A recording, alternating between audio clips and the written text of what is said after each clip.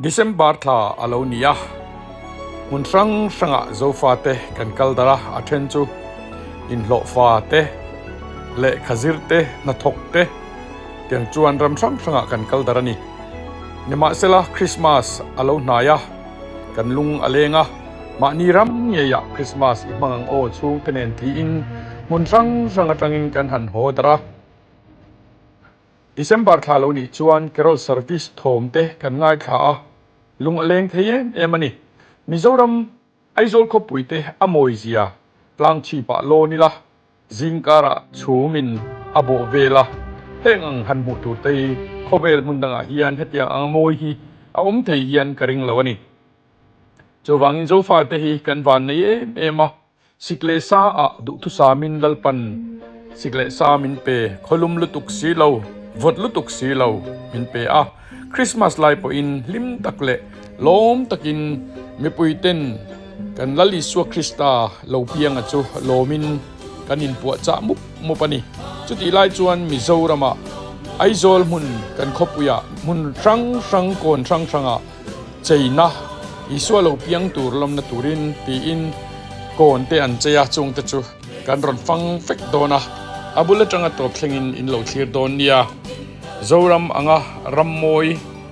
mun nuam mutur hi atam lova sikle sa hetiang tak me du thu sam kan han nei te hi kan van nei ni ruwa tui du angin kan neya kolum po atok chin kan neya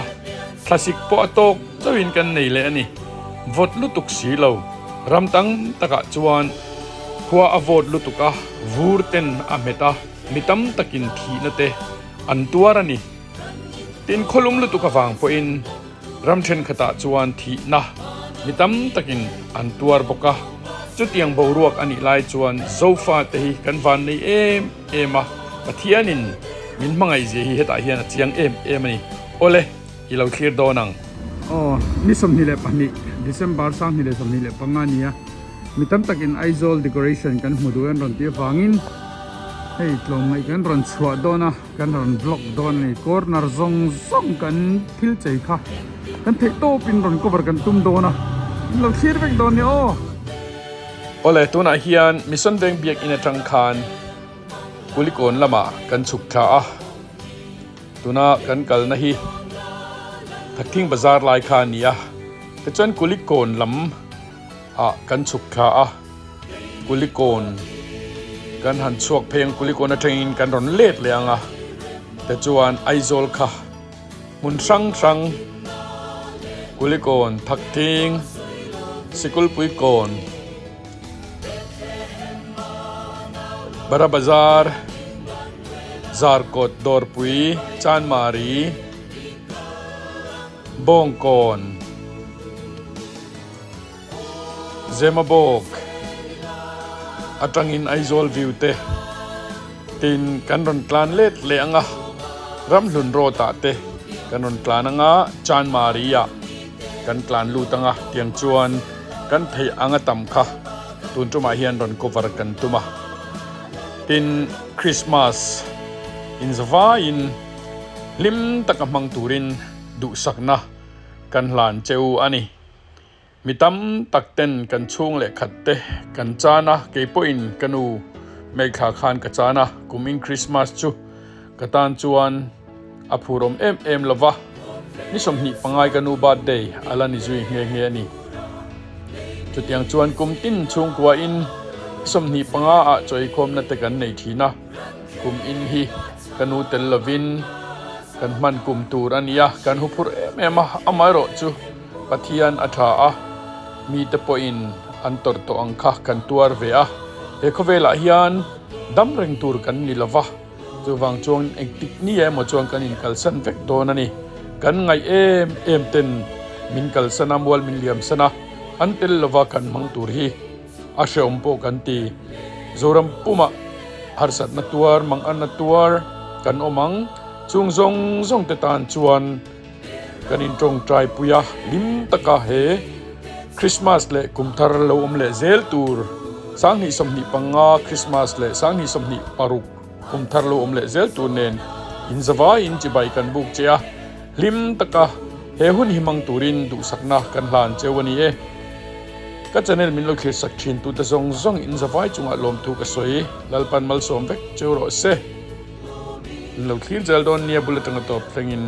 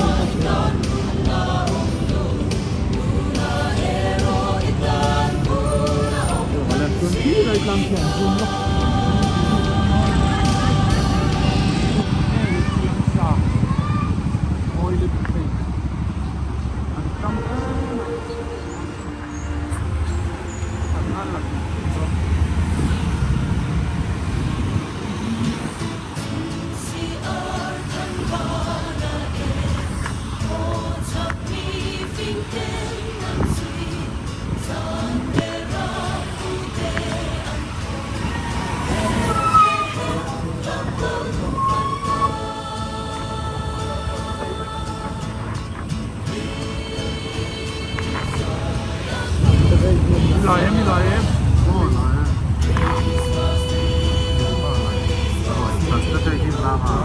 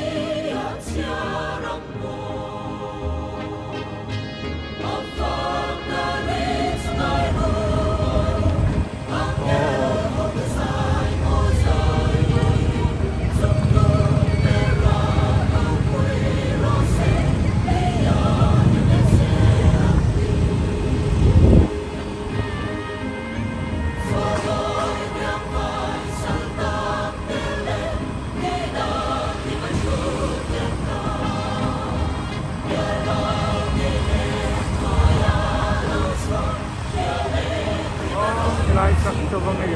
may taketro. Oh, salam.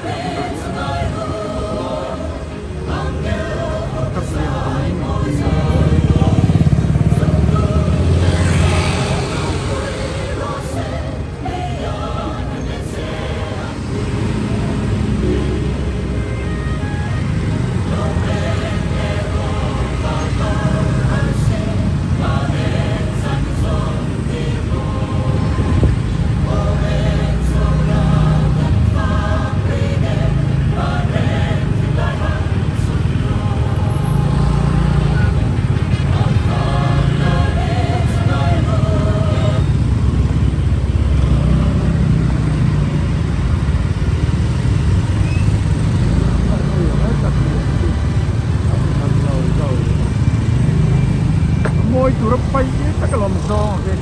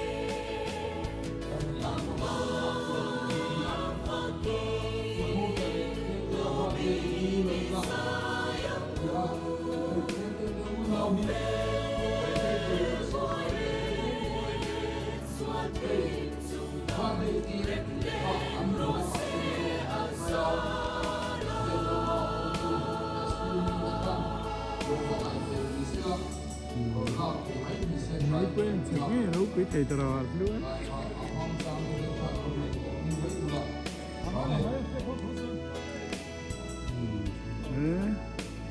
ni som di pakan sa so pati sang na sa sa da chun ni ya